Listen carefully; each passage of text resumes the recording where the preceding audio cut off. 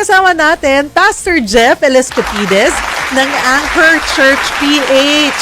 Perfect morning sa iyo, Pastor Jeff. Of course, perfect morning sa iyo, ating Cheryl. Nanibago ako sa Monday. Oo, kasi usually Friday. Ano, Pusturang-pustura ka, ha? Naman naman tayo. Baka ayoko mahuli sa iyo. Naaalala ko pag ganun, di ba, sa mga lola natin, sa probinsya, pusturang-pustura ka ngayon, yes, ha? Ano ba, meron pa yun, eh. Meron pang, pag yung nakaporma ka, kapang spooting ka to, Halata edad natin, ating Cheryl. Ganyan dapat ang simula ng ating linggo, yung ganado tayo, di ba? Kailangan ganado tayong gumising, ganado tayong simula ng ating araw, di ba? Para tuloy-tuloy yan buong linggo. Saka may kasabihan na every gising is a blessing. Alala ko tuloy si Maring Oji Diaz. Hi, Maring Oji Diaz. Ayan. Pero samahan niyo po kami, mga kapatid. Kung medyo nananamlay kayo or parang not so nice, not so good the past week, even the weekend, ito po, simulan natin para mas ma-inspire kayo, mga kapatid. At normal lang yan na ganyan. Parang minsan, matamlay tayo or may doubt tayo, no? Okay lamang yan, nangyayari po yan. Pero, wag nating panatilihin ganyan. Ito, ma-inspire kayo sa ating pag-uusapan today. Punta tayo sa patotoo ng mga karakter sa Biblia. Mai-inspire kayo, makaka-relate kayo sa ating Bible character of the day, mga kabatid, na si Sarah.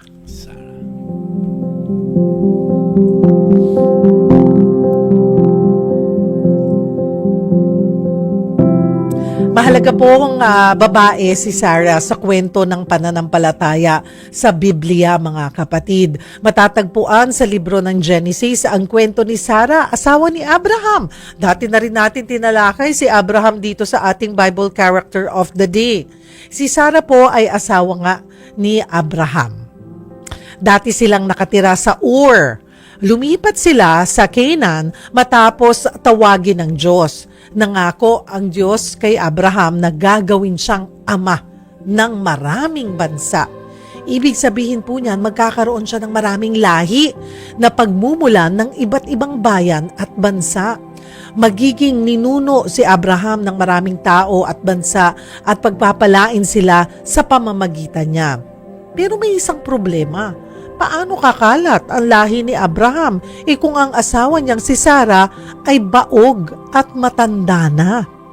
Sa kabila ng pangako ng Diyos sa mag-asawang Abraham at Sarah, dumiskarte pa rin ng sarili si Sarah. Hindi na nahimik na lang at taghintay. Kasi nga naman, iisip niya, matanda na ako, imposibleng magbubuntis.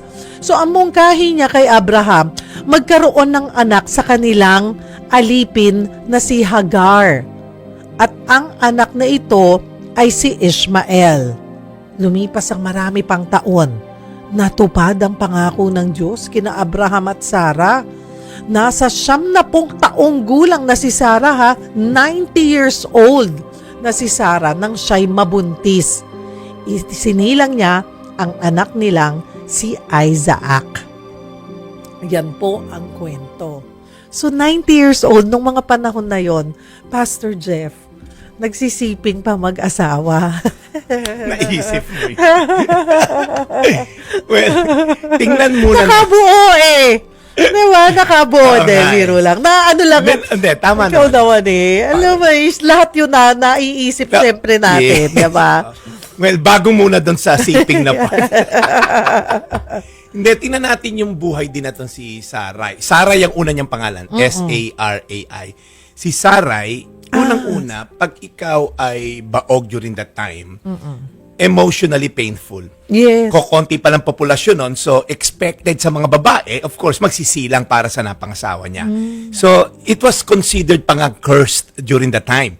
Kasi children are blessing from the Lord. So, nung mga panahon na yun, nung kultura nila, pag di mo mabigyan ng anak yung asawa mo, you're a woman who is cursed by God. Ganon. So, kung tayo po ay pupunta sa panahon na yun, parang emotionally painful, socially shameful.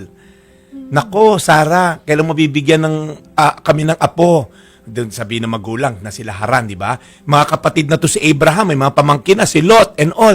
Ikaw kailan ba And then spiritually confusing din sa isang babae. Bakit? Sinumpa ba ako ng Diyos? Ba't hindi ako magkaanak? So yung struggle niya, hindi lang biological, nandun sa level na emotional, relational.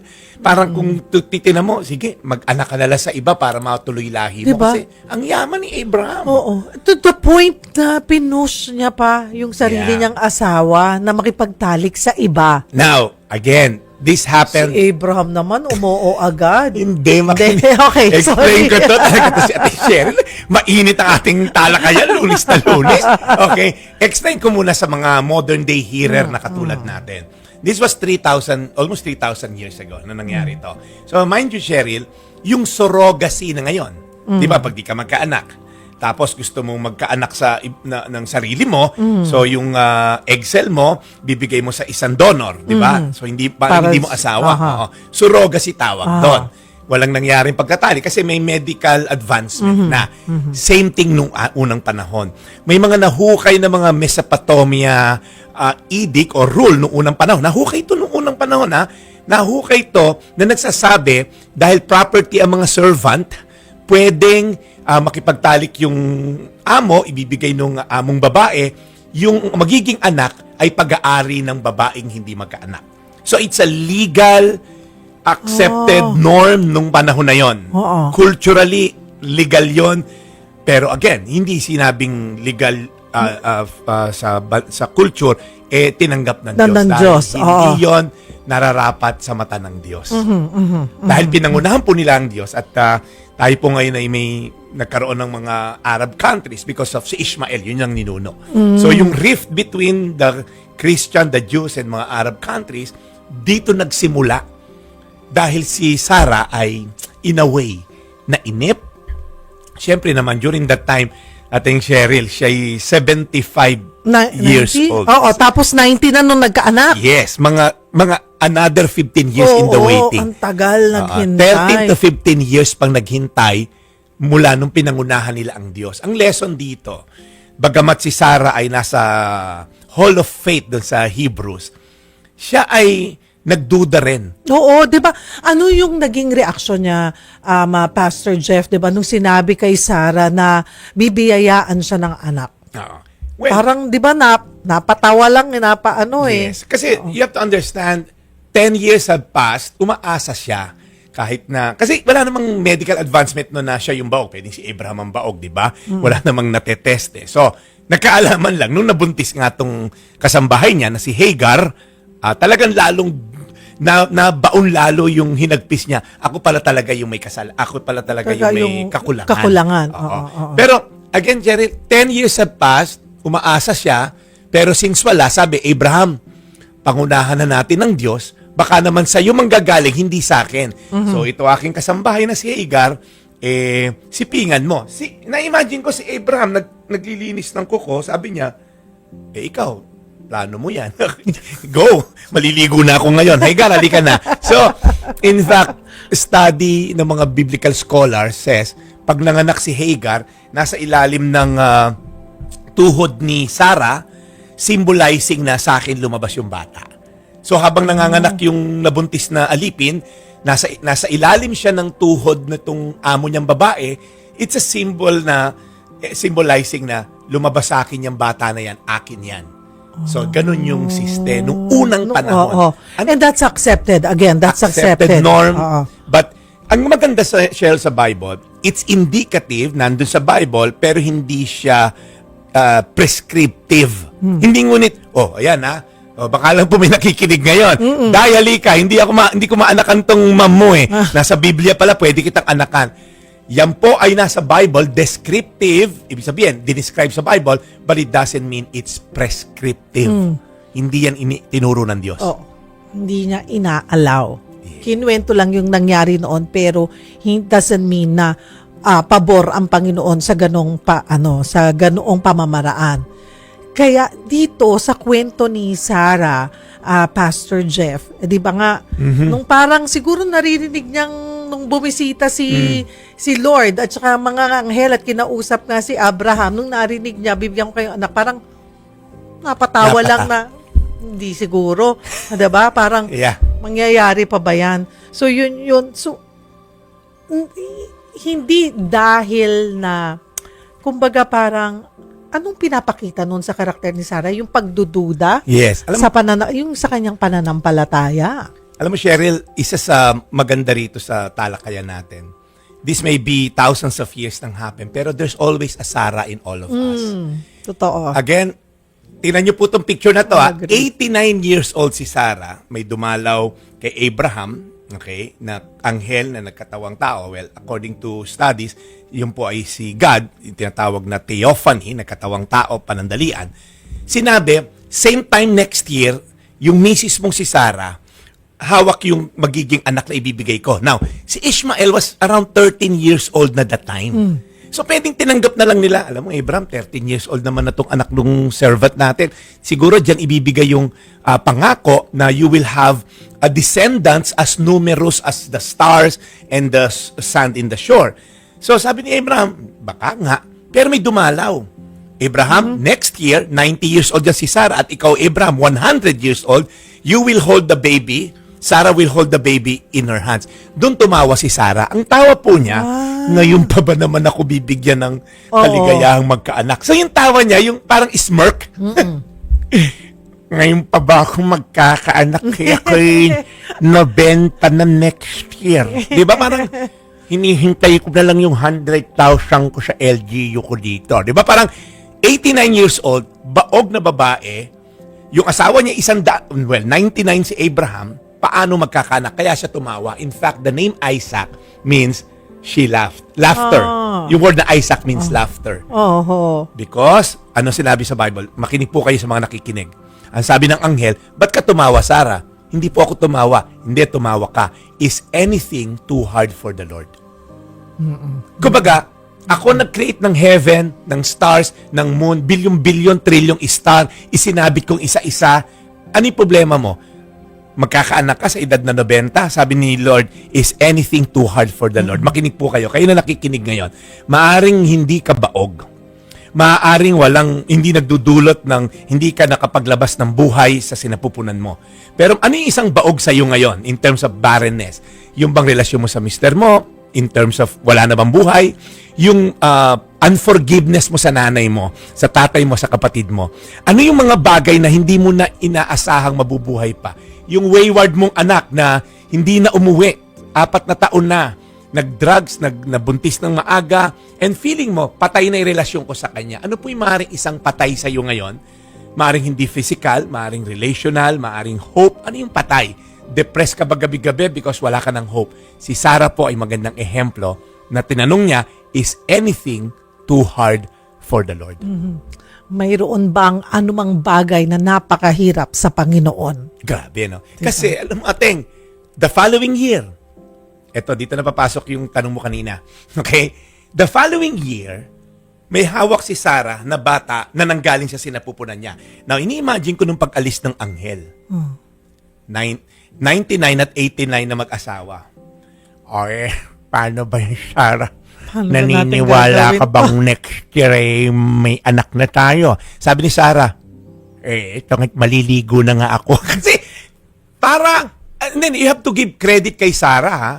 Kasi, tama si Ating Sherit, paano mabubuang isang bata kung wala nagsiping? Oo. Naniwala sila. Kasi pwede sinabi ni Sarah, tigilan mo yung kalokohan mo, ha? 100 taong ka na, next year, magse-celebrate Tigil ka nga tayo. Kukunin natin yung 100,000 mo sa LGU. Kumbaga, pwedeng tinalikuran nila yung pangako at sinabing, tigilan na natin to, 13 years old naman na tong anak mong isang si Ishmael, dyan na lang tayo umasa. But he is not the son of a promise. Alam mo, the following year, si Sarah may hawak na bata. At sabi niya, the Lord, he laughed. Kaya pinangalanan niyang Isaac. Gabi, no? At sabi nga, ang ganda nung sinabi mo kanina, Pastor Jeff, na lahat tayo ay may Sarah sa atin. Yep, nagdududa. At one point, diba? So, ano yung mga takeaway? Pag-usapan natin yung mga takeaway ng kwento ni Sarah, yung pwede nating matutunan na sa kanyang kwento, sa kwento ni Sarah, no? Na isa doon siguro yung normal ang magduda. It's very human. Minsan, no? Yeah. Very human na magduda tayo minsan. Hindi perpekto ang pananampalataya pero mahalaga yung pagpili na magtiwala pa rin sa huli. Hanggang huli. Natetest talaga tayo. Nangyayari yon. Sa ang tendency, ating Cheryl, pagka na-test tayo, dumidiskarte tayo. Tinutulungan natin si Lord. Tinulungan nila si Lord eh. Lord, baka kasi ang tagal na eh. Inunahan. Oo, ito na lang yung kasambahay ko. Total, legally, culturally accepted to, surrogacy to, o Abraham. So may mga bagay po na labag sa kaluguran ng Diyos, labag sa kanyang will and ways, pinapangunahan natin.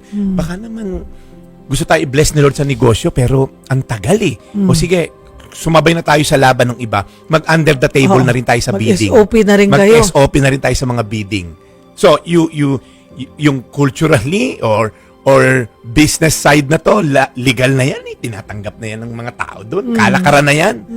So, pagka po tayo dumiskarte, yan ang nangyayari. May mga Ishmael na lalabas sa atin. Magiging problema later on, up until now. Almost 3,000 years ago to, hanggang ngayon pinag-uusapan pa natin. Yes. Isa pa, I think, na lesson na pwede po nating makuha dito sa kwento na itinuro ng kwento ni Sarah ay yung may tamang panahon ng Panginoon. Matagal yung paghihintay kasi ni Sarah, di ba? Pero hindi huli ang Diyos. Amen. Nasa tamang panahon palagi. Timing. And then, ang imposible sa tao ay posible sa Diyos. Kasi nga, diba, 90 years old na. Akalain mo, boom! Yeah. Nakabuo sila talaga ni Abraham. Yes. Buno. So, yan po yung ilan sa mga pwede nating mabaon na aral mula sa kwento ni Sarah. Pastor Jeff. Saka, you have to understand po, no, kung gaano ka-importante na si Sarah yung mga anak. Kasi po si Sarah, nagsimula po yung anak nila kay kay Isaac, and then si Jacob. So Abraham, Isaac, Jacob. Yan yung patriarch na sinimulan po ng linya ni Jesus. Kung hindi nagtiwala si Sarah, alright, yung pong linya ni Jesus ay maaaring gamitin ni Lord ang ibang tao. But then again, we have to give credit sa mag-asawa. Because of that, yung plano ni Lord na ipanganak ang kanyang anak through the lineage nitong si Abraham at si Sarah ay nangyari po. Kaya napakalaki. Almost 4,000 years ago nangyari to. 1,800 BC sila nabuhay eh. Pastor Jeff, putahan natin yung buhay mag-asawa. Hindi natin may kakaila. May mga mag-asawa na matagal na naghihintay. Yes. Kung bibiyayaan sila or hindi. Ano yung pwedeng iiwan natin sa kanila na pangako ng Diyos?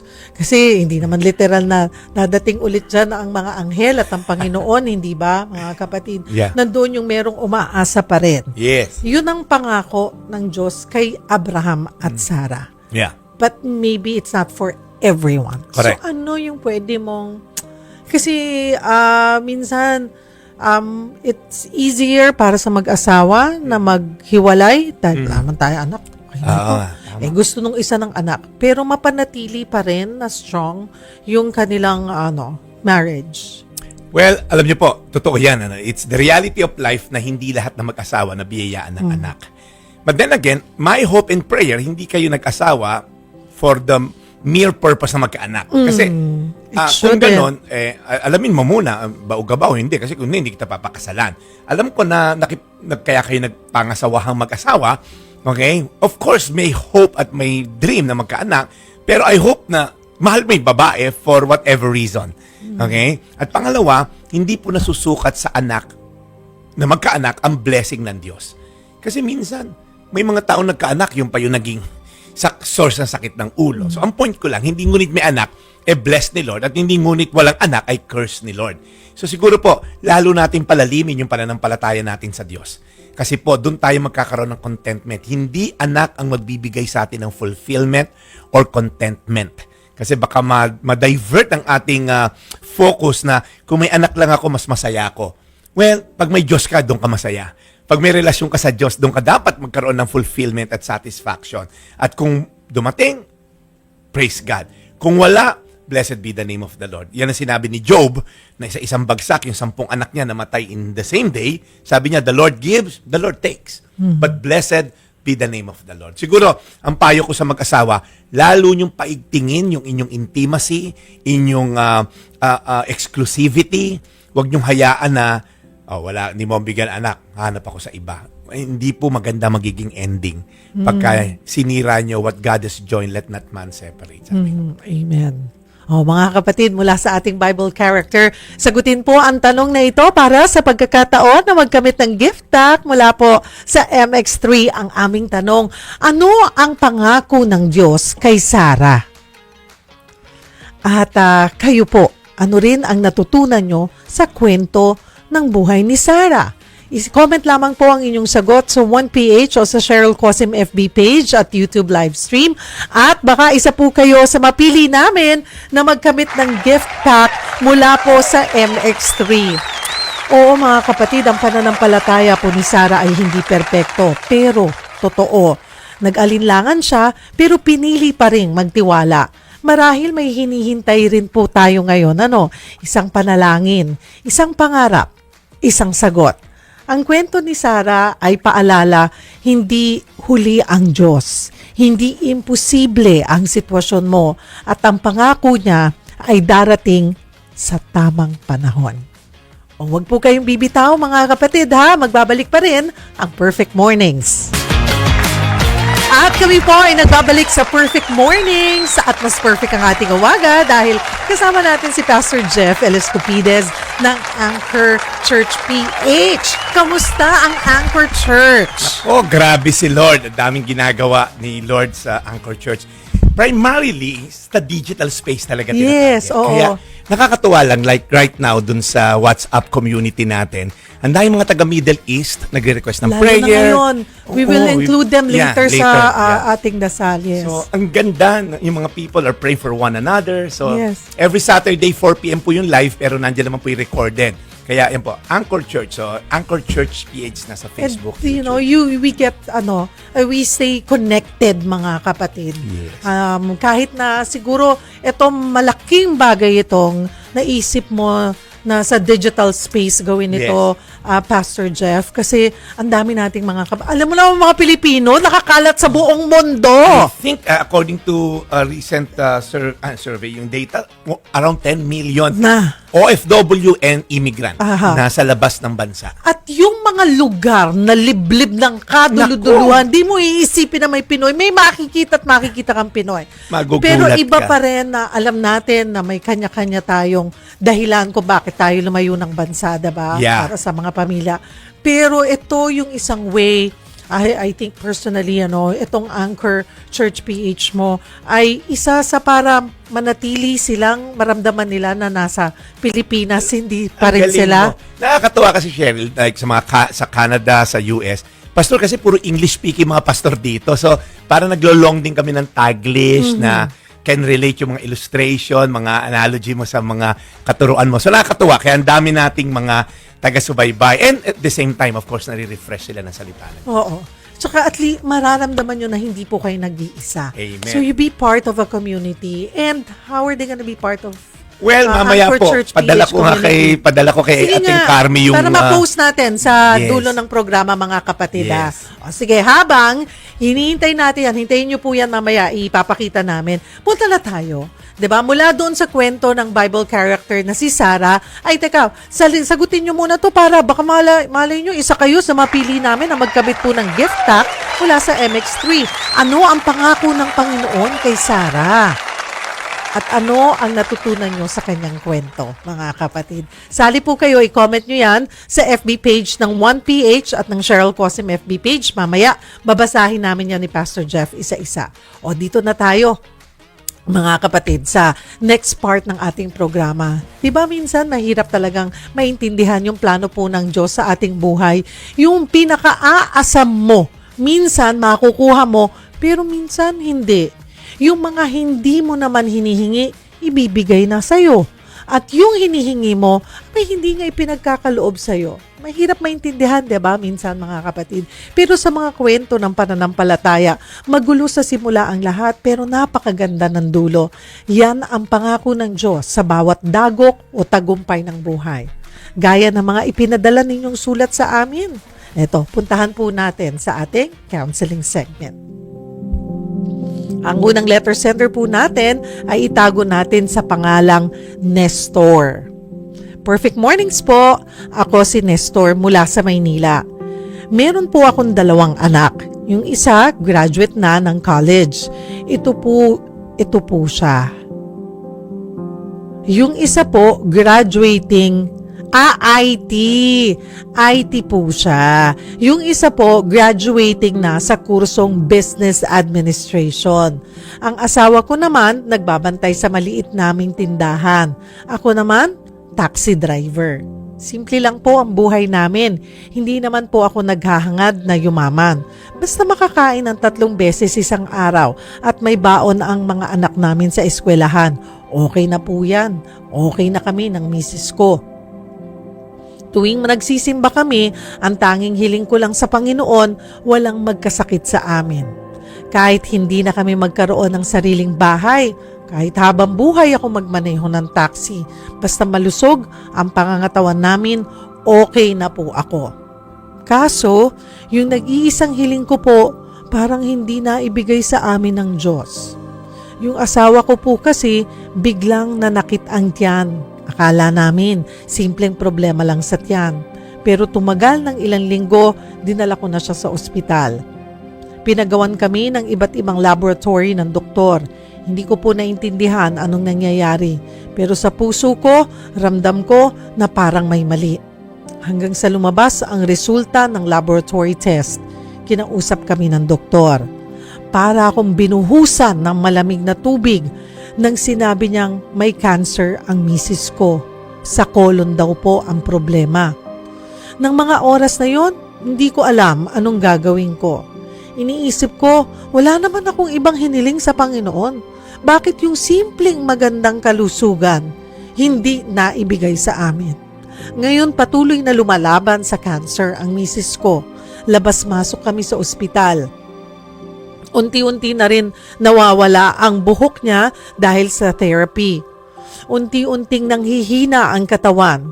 Hindi ko alam kung magtatampo ba ako sa Diyos, pero nananatili pa rin akong nakakapit sa Kanya dahil sa puso ko, alam kong Siya lang ang masasandalan ko.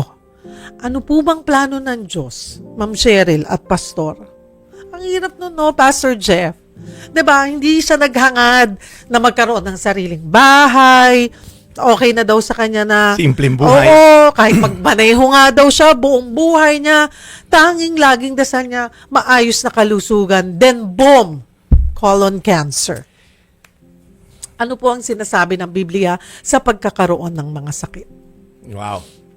Well, Kuya Nestor, una gusto ko lang sabihin sa'yo, hindi mali na yung nararamdaman mo na nasasaktan ka. Kasi minsan, parang feeling natin, may mali ba sa akin? Bakit nangyari to? And then, pangalawa, hindi ka rin kulang sa pananampalataya dahil nagtatanong ka. Pag tinignan mo ang Book of Psalms, nagtatanong ang mga tao doon. Si David madalas magtanong, bakit ganito? Bakit yung mga kalabang ko nagpa-prosper? So, hindi ka masamang Kristiyano, mananampalataya, kung minsan may tampo ka rin kay Lord. Okay, kahit sa Bible, maraming mga tao nagtanong, nagtampo, mga men of God. So may gusto ko unang sabihin, Kuya Nestor, hindi lahat ng sakit ay parusa. Okay? May grupo ng tao, one time, Cheryl, sa John chapter 9, tinanong si Jesus, Jesus, itong lalaki na pinanganak ng bulag, sino may kasalanan? Magulang niya o siya? Tinanong niya sino nagkasala? Alam mo sagot ni Jesus? Wala. Hindi dahil sa kasalanan kaya pinanganak yan o kaya dahil may sakit yan, kundi upang mahayag ang gawa ng Diyos para mag-glorify daw si God sa gagawin doon sa tao na yon. So, hindi ko sinasabi ko, Nestor, madali tanggapin. Yay, may sakit yung asawa ko, may cancer. Pero malinaw po, hindi automatic na pag may cancer o may sakit ay parusa. Ito po ay, again, theological term to. This is a fallen world. Ibig sabihin, si Eva at Adan, nung nagkasala, ay nagkaroon ng karamdaman, ng sakit. Kaya nga po, yung looking forward tayo sa heaven, kasi doon wala na. Wala nang butika doon, wala nang karamdaman doon, wala. Pero ang Diyos ay hindi po siya nananakit. O ikaw, may kasalanan ka, biyak kitang karamdaman para lang turuan tayo. So, gusto ko lang kitang encourage ko, Nestor. The Bible says, He is close to the brokenhearted.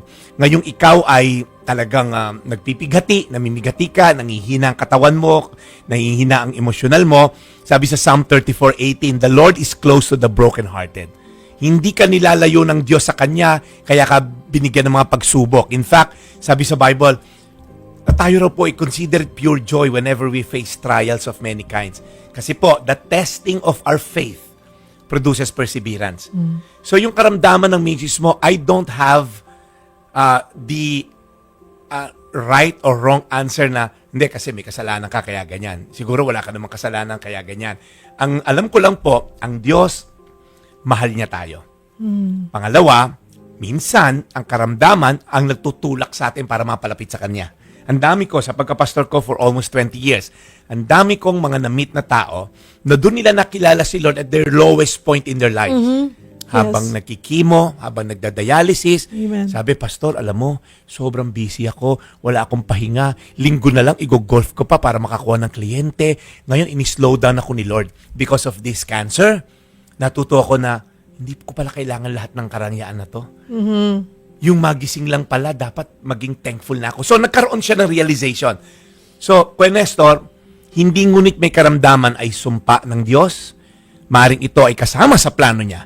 Kaya, gusto ko lang sabihin sa iyo, sa Isaiah, sabi, huwag ka matakot sapagkat kasama mo ko. Una, Kuya Nestor, tandaan mo, His presence is with you. Pangalawa, hindi nasasayang ang bawat luha mo dahil alam yan ng Lord. Pangatlo, and lastly, before i-turn over ko kay Sheryl, sabi sa Romans 8:28, God works all things together for good. Pag kumain ka ating Sheryl ng pinakbet, iba-iba yung mga putahe. Isa-isa mo yung kainin, hindi masarap yan. Kunyari, yung ampalaya, pait. Itong okra, hindi pa luto. Slimy. Slimy, yeah. Pero yung master chef, pag pinagsama-sama yan, lalo na kung kapampangan, pag pinagsama-sama yan, ininitan, niluto, nilagyan ng mga krekado, masarap na pagkain. Pero individually, hindi siya masarap. So, Kuya Nestor, gusto kitang encourage. Yung pagpapalaki mo sa anak mo, saludo ko sa iyo. IT, yung isa graduate, isa kang ulirang ama, at isang ulirang asawa. Hindi ka perfecto for sure, pero isa kang matinong lalaki kumpara sa mga kilala kong ang dadaming pera, pabaya sa anak. Pangalawa, yung naging problema ng asawa mo, hindi mo kasalanan yan. Maaring yan ay paraan ng Diyos para lalo kayo mapalapit. Through that, gagamitin Hindi ng Diyos. parusa yan ng Panginoon sa inyo. Hindi.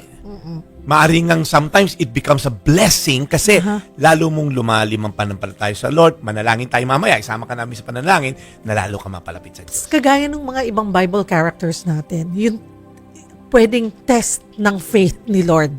Kung gaano kayo katatag sa inyong pananampalataya.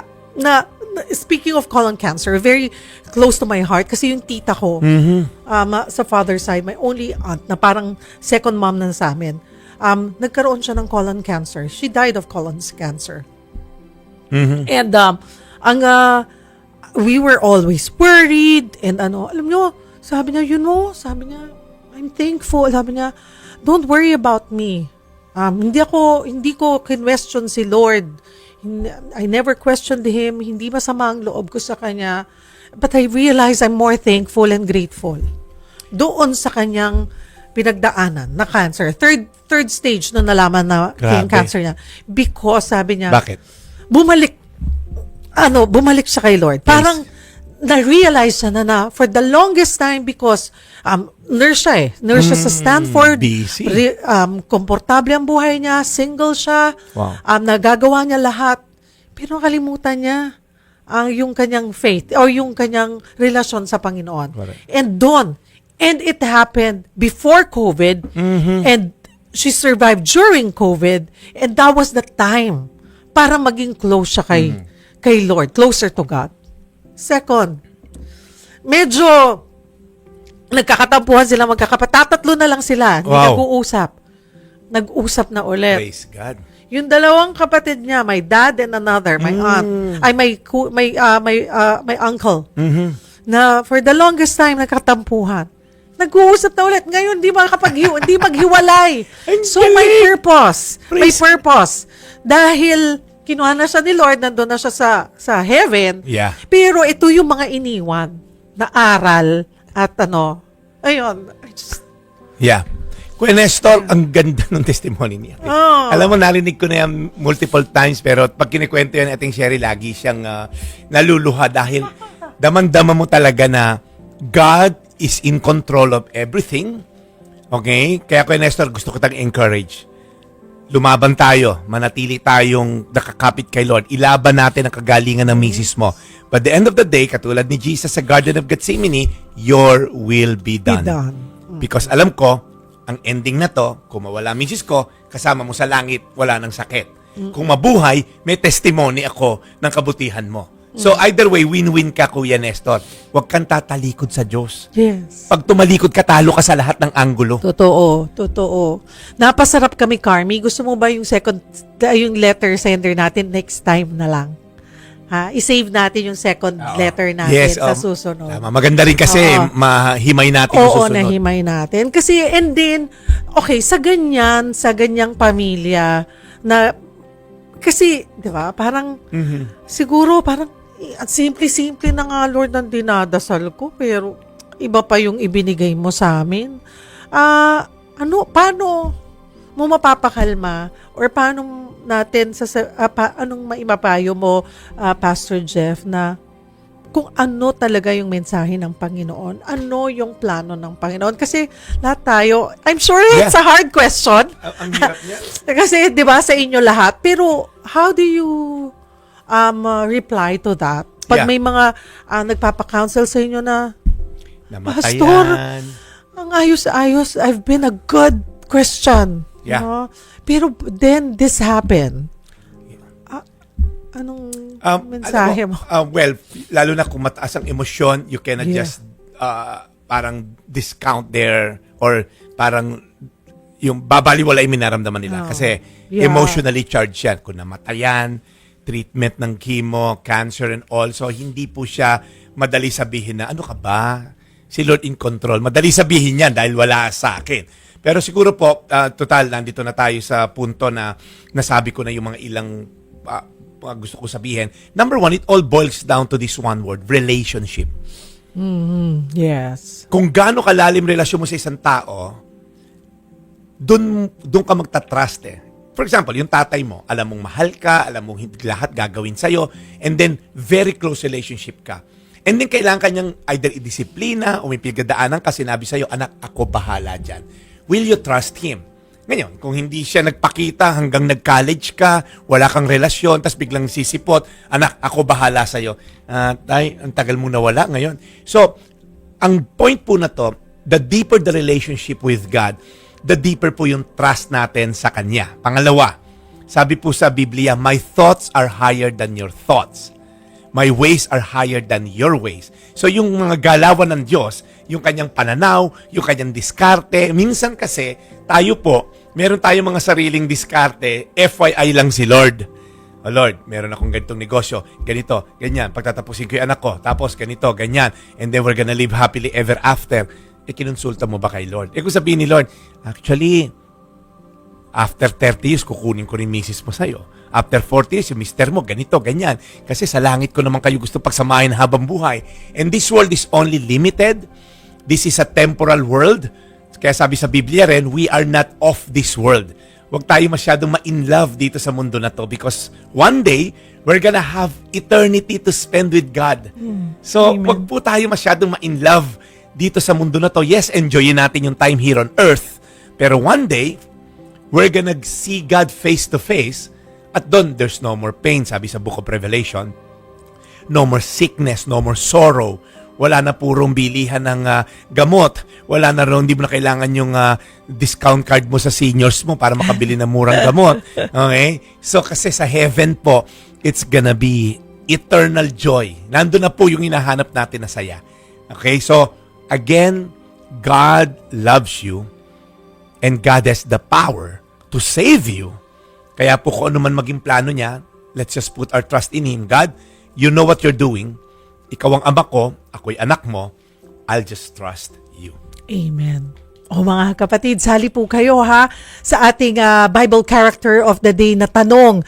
At mamaya po, babasahin namin yan ni Pastor Jeff at pipili tayo ng 3 magkakamit ng gift pack mula po sa MX3. Huwag po kayong bibitaw, magbabalik ang Perfect Mornings. Ayan, di ba mga kapatid, kung maganda yung discussion, tuloy-tuloy natin. Kaso wala na tayong oras. 4 minutes before 11. Ang sarap kasi ng ating Lunes. Ang sarap po ng ating kwentuhan. Punta na tayo, mga kapatid, sa ating discussions. Yung sa ating question of the day, ano ang pangako ng Diyos kay Sarah at ano yung natutunan yung aral mula sa kanyang kwento. Unahin natin ang ating suki, si Ronald Tumbaga. Matanda na si Sarah at di magkaanak dahil sa matinding pananampalataya sa Panginoon, pinangakuan siyang magkaanak ng lalaki na tatawaging Isaac. Siya ay magiging ina ng maraming bansa at magkakaapo ng napakarami. Nakalagay ba kung ilan ang naging apo? Sa tuhod hanggang ang dami siguro, no? Hindi. Yeah, dami. Lahat ng Israelita. Ayan, sila at magkakaapo ng napakarami sila ni Abraham ang magiging mga magulang ng Israel. Ganyan ang napakagandang pangako ng Panginoon sa lahat ng tapat niyang mananampalataya. Sabi ni Angel Tess Retiro, good morning po, napakaganda ng kwento tungkol kay Sarah. Para sa akin at ang natimo sa aking puso ay sa kabila ng marami nating pagdududa, minsan umihingi tayo. Tapos hindi pinagkaloob sa atin. Huwag tayong magsawa lumapit sa Diyos dahil siya ang nakakaalam ng lahat. Si Lalaine Paloma, ang pangako ng Diyos kay Sarah ay magkaroon siya ng anak na lalaki, si Isaac, kahit na siya ay matanda na. Ito ay isang himala at bahagi ng plano ng Panginoon para sa mga Israelita. Sabi ni Merly Yanga Ramirez Ubando, I'm watching from Oriental Mindoro po. Pa-shoutout po, ang tropang solid po. Ako po dati nawalang tiwala sa asawa ko at nagduda. Pero ngayon po, nakalimutan ko na po yung mga ginawa niya sa aking panloloko. Alam ko yung asawa nakalimutan. Si Rowena Lorenzo, perfect morning po sa lahat. Ang aral po na matututunan, huwag po tayong mag-alinlangan lalo na po sa faith natin sa tamang panahon at plano na mas maganda sa plano natin ang ibibigay ng Diyos in His time. Leyan Adlawan, hi po Ma'am Sherilyn, Pastor Jeff, perfect mornings po. At sabi ni May Yu, perfect Monday po sa inyo. Father and Maulan na umaga. Saan kaya si Mayu? Oo. Dito, go ahead, Pastor Jeff. Joselito Martinez, hello Ma'am Cheryl, good morning. Taga Baguio City po ako, na po akong nanonood sa inyo. Thank you, salamat po. Maria Angelica Angeles, ang pangako ng Diyos kay Sarah ay magkakaroon siya ng anak na lalaki, si Isaac, at magiging isang bansa ang kanyang lahi. At sa pamagitan nito, pagpapalain ng lahat ng bansa. Dito makikita natin na lahat ng pangako ng Diyos ay kanyang tinutupad at lahat ay totoo at nagaganap. Amen. At si Suling Fletchetro.